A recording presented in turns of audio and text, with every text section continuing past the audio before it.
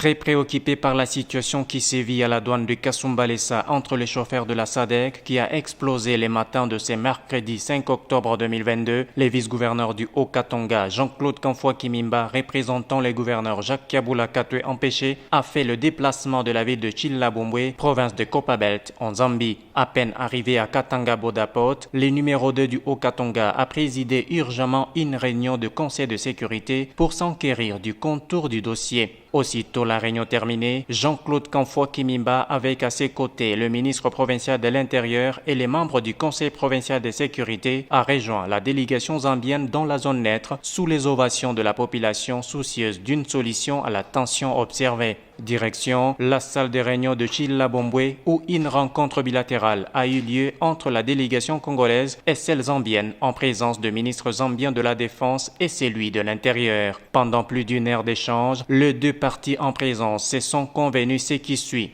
Que les tracks qui sont en stationnement en file d'ici jusqu'à Kitwe devront commencer à se mouvoir. Le gouvernement de la République démocratique du Congo va donner la sécurité pour les tracks. Pour sa part, l'autorité provinciale Kamfwa Kimimba Jean-Claude s'est réjoui de l'atterrissage en douceur de cette bilatérale, fruit d'une bonne collaboration entre les deux chefs d'État Hakainde Hichilema et Félix-Antoine Tshisekedi Tshilombo, dont la finalité reste l'amélioration des conditions sociales de deux peuples voisins. Nous avons pris des engagements pour sécuriser les chauffeurs de la SADC, afin qu'ils puissent exercer leur travail dans toute sécurité possible. Les représentants des chauffeurs de la SADC présents à ces assises ont remercié les autorités pour leur engagement afin de sécuriser les conducteurs de tracks sous sa tutelle qui sont partie prenante à la stabilisation des économies de ces deux nations. Nous espérons qu'à l'avenir,